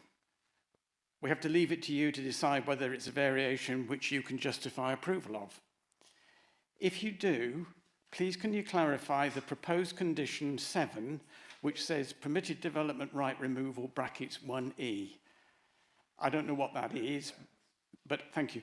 Hopefully, this will restrict yet any further increase in the size of the property in this prominent location. Thank you very much. Thank you. Members, do we have any question for our parish council rep? Yes, Councillor Henderson. Good evening. The new applicant for this variation, are they going to run anything as a farm? Do you know? I'm afraid we have no knowledge. They've never sort of brought any schemes to the parish council to explain them. There is some signs on some of the drawings for some of the different schemes that are going on there that suggest there's still some agricultural business being run. But I can't tell you what that is. Okay, thank you. Thank you. Any further questions? No, in which case, thank you very much for your contribution. Okay, no further speakers on this item, so we'll move to points of clarification from our officers. Councillor Parry. I wonder whether, can the officers advise then, this is an agricultural, this is a dwelling with an agricultural tie, and therefore the only people that can live there are people that are linked to an agricultural business. If the parish council have now said that the farming egg thing has now gone away, would this not need a change of use application to avoid it coming under an enforcement if the people are living there have no connection to an agricultural business? There's perhaps a number of questions there, or a number of parts to that question. First of all, yes, this is an agricultural workers' dwelling. It's conditioned as such, and that condition has the current applicant has not applied for that condition to be removed, so it would be reimposed without amendment. I think to address another part of your question, that condition does not and would not restrict the occupant to a particular agricultural business, so they wouldn't be obliged to farm adjoining land necessarily. And finally, yes, if they breached the condition, it would become a matter for enforcement, but we can only determine the application in front of us, which as it stands is a variation of unrelated conditions, effectively. Did I miss anything? Any further points of clarification? No, in which case we can move to debate. Who would like to start? Look over this side.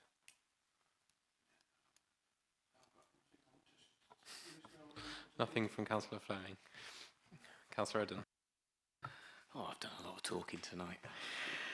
I mean, yeah, I'm looking at Councillor Parry and we're looking at this and going, wow, this is scope creep, isn't it? And then some. However, it is what it is a little bit. The planning permission is already there, and they're just seeking to vary it, despite the councillors' words around the farming continuing or not. That tie is still in place. That's not being looked to be removed. I think he did mention there may still be some agricultural business going on there, so perhaps that marries up there. Therefore, I don't think we've really got a leg to stand on in trying to refuse this in any kind of a way. It's very clever, shall we say. But yeah, so I'll propose we go with officers' recommendations to grant, because I don't see anywhere to go with this, unfortunately, and I'm sorry to the parish council. Thank you, Councillor Eden. Who would like to go next? Very tentative hand from Councillor Parry. It is tentative, but there are no material planning reasons to refuse. End. Thank you. I'm going to take that as a second to Councillor Eden. Thank you. Yeah, I think that's fairly established. This is a section 73, so there are limits to what we can expect to manage through this type of application. I appreciate that's frustrating, and my feelings are with the parish council on this, but yeah, I think there's not much we can do, unfortunately. We've got a proposal which has been seconded to grant in line with the officer's recommendations. Can I see all those in favour, please? Unanimous. Thank you, in which case committee resolves to grant application 24/00222/vary. Right, we'll move on then to our final application, which is application 24/00521/FUL, Tudor House, Middleton Lane, Studley. Our presenting officer is again Paul Thompson. When you're ready, take it away. Thank you, Chair.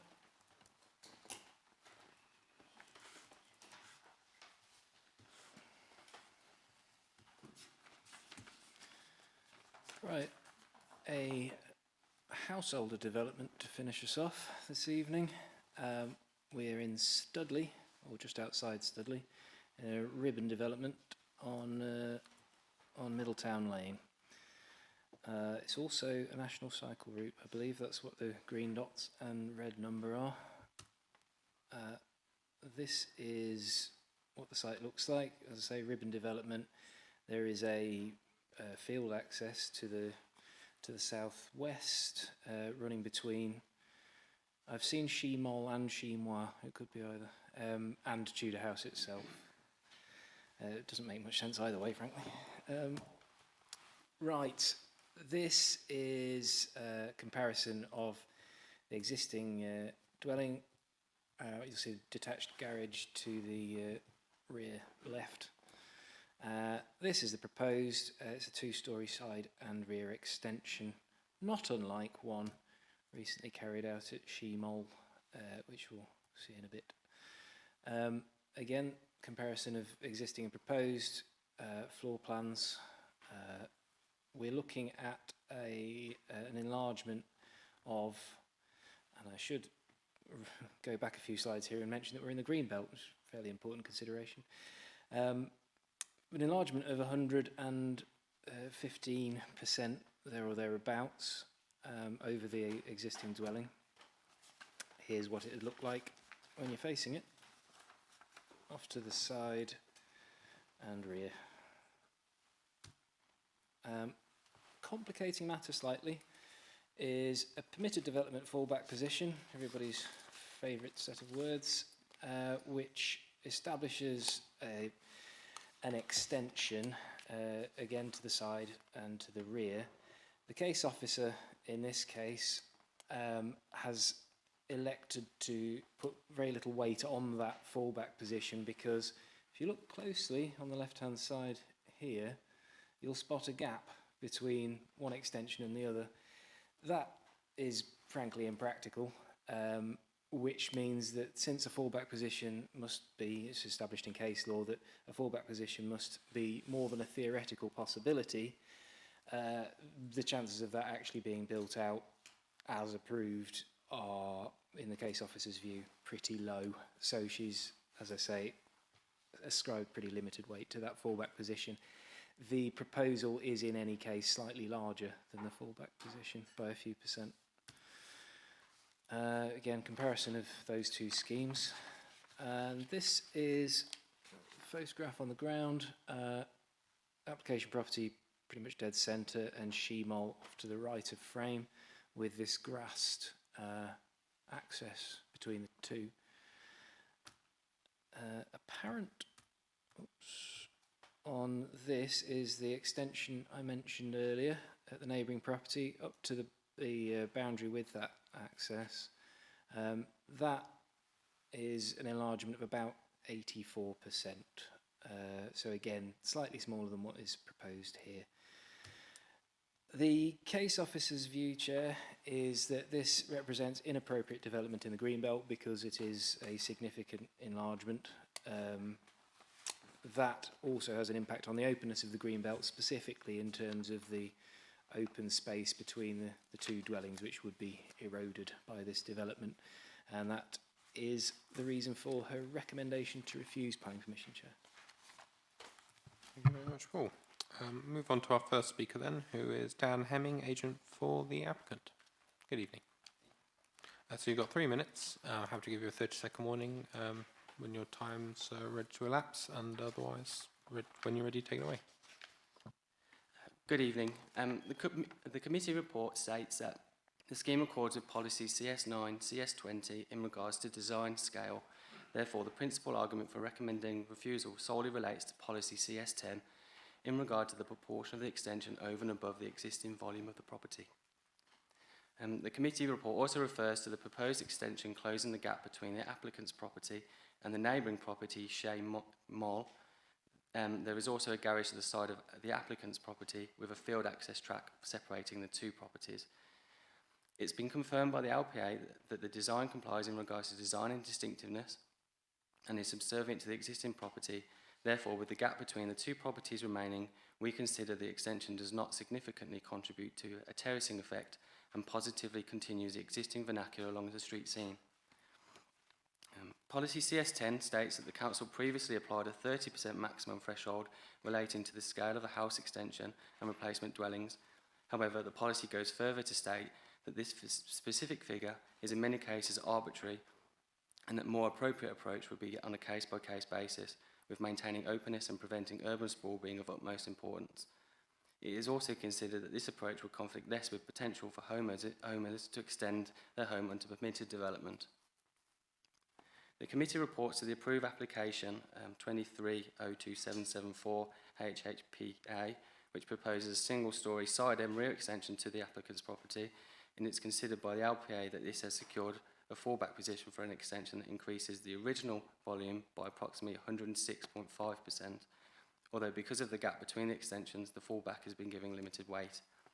However, it is considered that commenting on a likelihood of a scheme being built is highly subjective stance to take, notwithstanding the fact that it would be difficult to argue harm to the openness of the Greenbelt should a subsequent planning application be submitted to close the gap. Therefore, we consider that very special circumstances do exist and the fallback position should be given substantial weight. Establishing a fallback position under permitted development extension was an approach adopted by the adjoining property Copper Trees, which also kept a larger gap between the two extensions. This permitted development application proposed a 90.5% volume increase, with then a subsequent planning application then proposing a volume increase of 100.5%. In addition to this, the neighbouring property... I'll move to the conclusion. You've spoken about consistency in the decision-making process tonight, and I urge you to do the same when deciding this application, especially the weight afforded to the fallback position of Copper Trees and both subsequent planning applications for Copper Trees and Shaymol, which were both approved over 100% larger than the original dwelling. Thank you. Thank you very much. Members, do we have any questions for our agent? Councillor Parry. Thank you, and hello, good evening. Could you just give a more detailed explanation, please, as to the very special circumstances that you've identified in relation to minimise the harm to the green belt. I'm just keen to get a better understanding as to what you define as the very special circumstances. So with that, I was just referring to the actual weight that's being afforded to our permitted development fallback position, whereas that's a route that the neighbouring property, Copper Trees, has already taken as well. So I believe that our permitted development application should be given weight, and the size of the gap is still large enough to enable the 2 extensions to be constructed.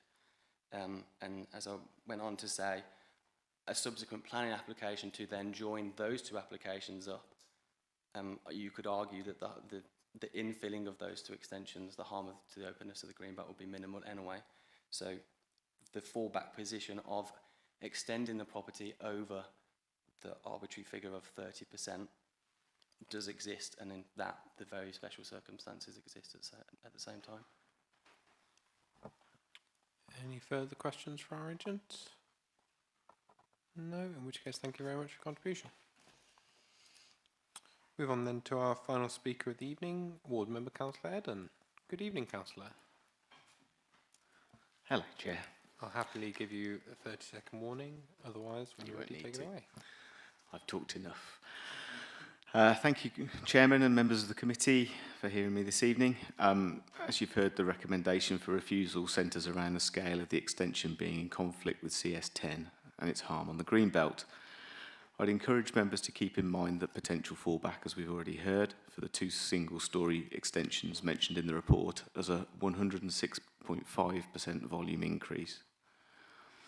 The proposed volume increases put forward by the case officer differ to those stated by the agent within the submitted planning statement against this application, with the fallback actually being calculated at 102.5% and the proposal's increase being only 97.87%.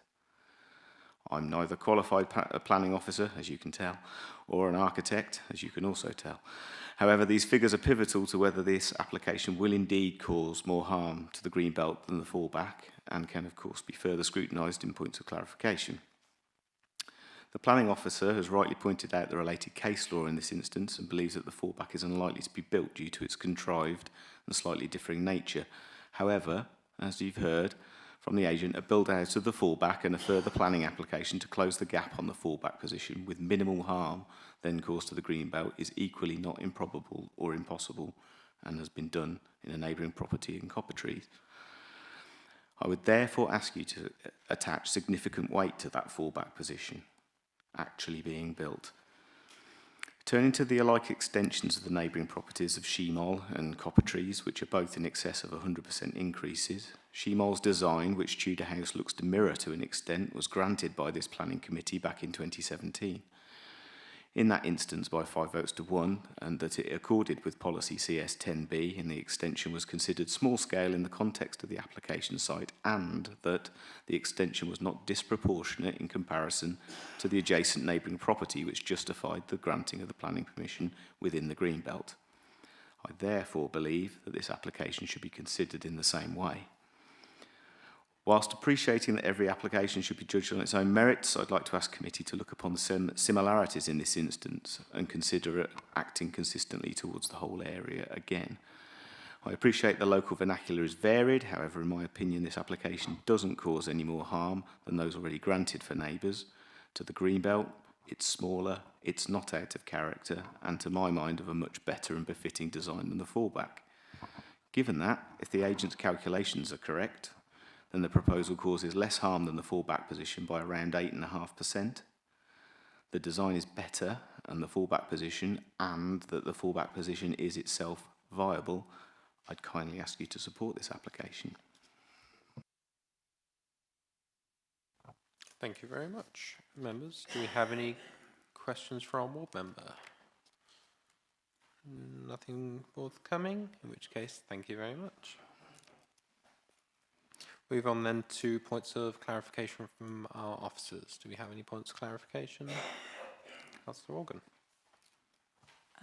Thank you, Chairman. I just want clarification on the actual the percentages. Am I right that the fallback position is 106.5% and this proposal is 111.8%, which would therefore give a difference of something like 5.3%? Those are the figures in the report, Madam, yeah. Thank you. Any further points of clarification? Councillor Barry. I would just like a little more detailed explanation on this gap space between, I'm trying to get my head around these two extensions with this gap. Can I just ask for further clarification, Paul? I'll have a go, Councillor. I think the copper trees extension is actually quite instructive here. And if you'll bear with me, I'll see if I can show you what I mean. Bear with me just a second.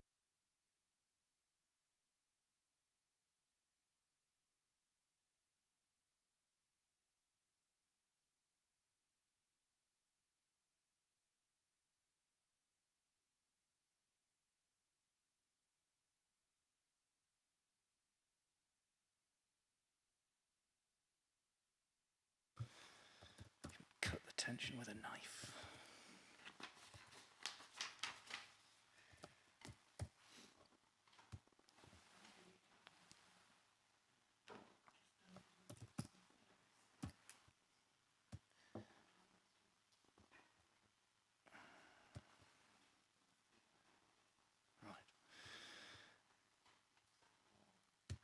Okay, I have the plan.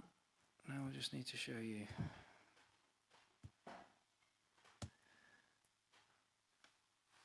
We have a winner. Right, if you see on the left hand plan there, this is the fallback position, as it were, the permitted development scheme at Copper Trees.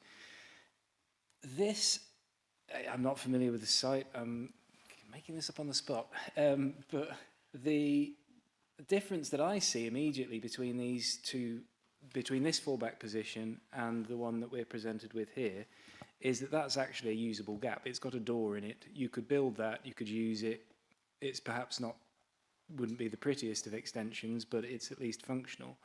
Whereas the one we're presented with in this case has a gap of perhaps a couple of bricks width. The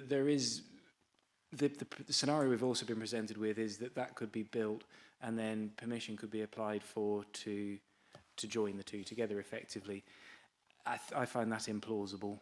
The expense that it would involve to build it to the one set of specifications, then to knock through the walls and join the two together, don't think it's reasonable for a normal householder to undertake that sort of expense merely to get a couple of extra meters on their proposal.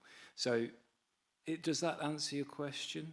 I think it's helpful. What I'm trying to assess is the impact it has on the green belt and the significance between the two. And I'm just trying to see where the officer has come in terms of the significance between the fallback and what's in front of us on the green belt. Yeah, I think the starting point would be whether there is a fallback position, though, and that's why I've gone into a bit of detail there.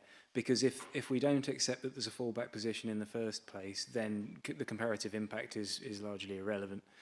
But yes, if we do accept the fallback position, then you're looking at their comparative impact on openness and a purely volumetric or calculation.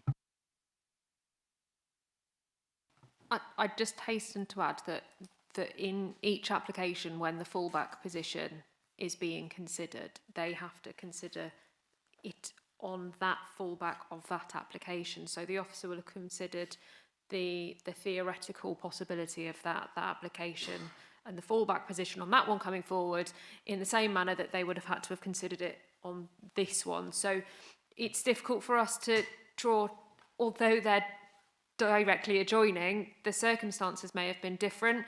So I think there's a couple of things that we probably would want to add is that when if you're drawn to page 62 when we're actually assessing that fallback position, the gap is one element, but there's also the other element which is, I just want to check where it's referred to.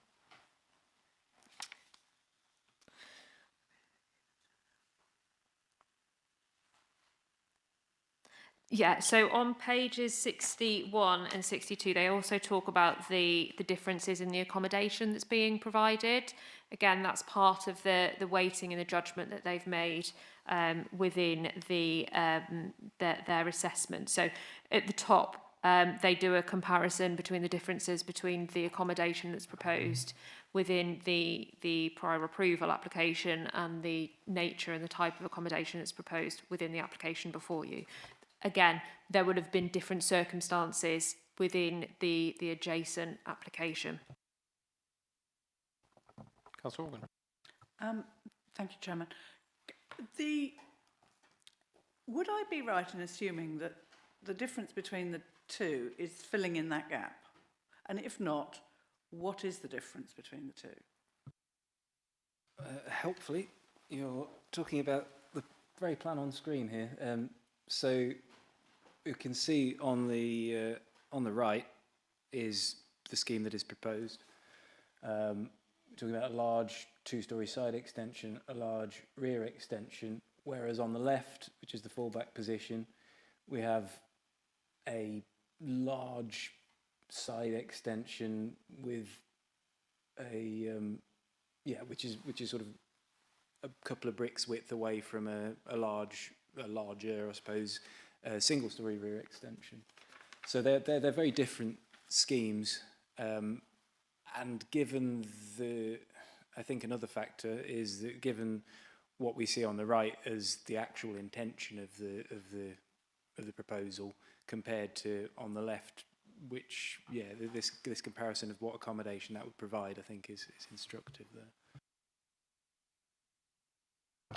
Any further points of clarification?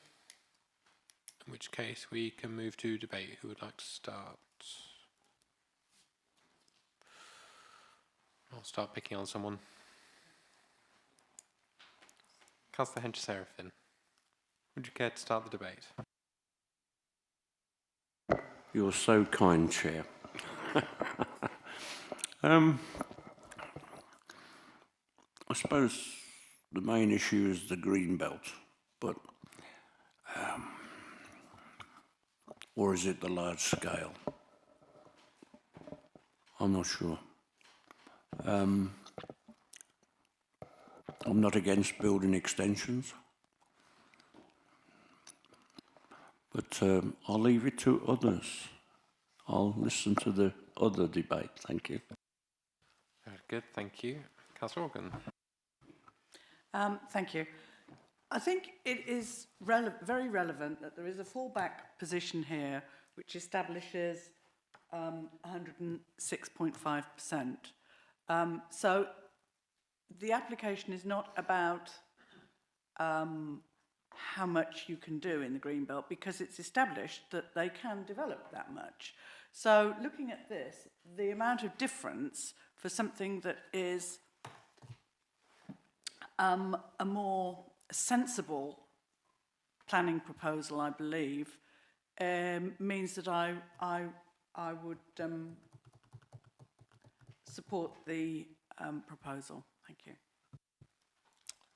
Thank you. And Councillor Hart.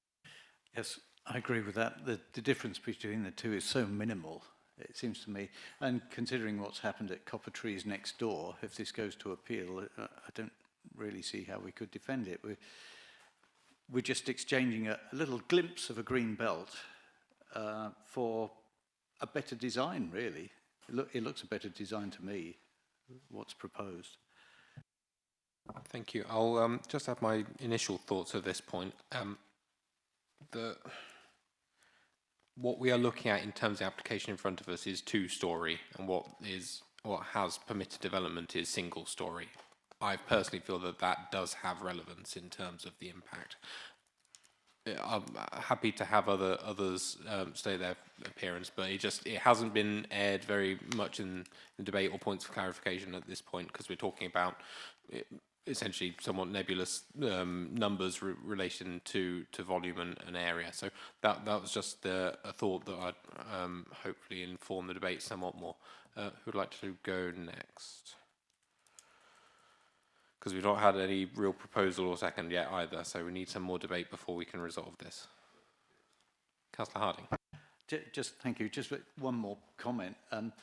If you're at ground level driving past, it really hardly makes any difference whether it's a single story or a double, because you're sitting down as you're driving past. You're not going to see past that extension to the green belt. Okay, thank you. Any further contributions? Need to move the debate on somehow?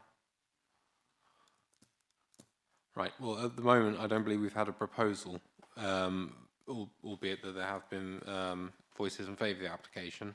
And if no one else is willing to contribute, then I'll propose we go against the application in line with the officer's recommendations. Councillor Parry. Thank you, Chair.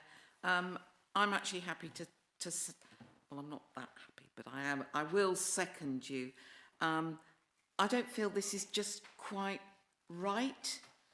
And I think the information given back on the fallback situation is an interesting one. Plus, we've got the 2 stories. It's nearly there, but it's not quite right. And I do think it needs to come back with some slight revisions. I don't think what we have in front of us is good enough to go against the Greenbelt policy. So I will second your proposal, Chair.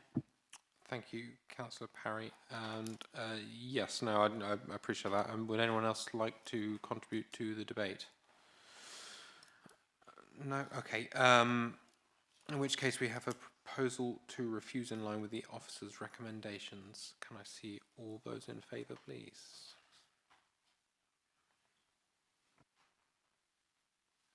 Six. Opposed? 2. In which case committee resolves to refuse application 24/00521/FUL. Item 9, urgent business. No urgent business, in which case I close the meeting. Thank you.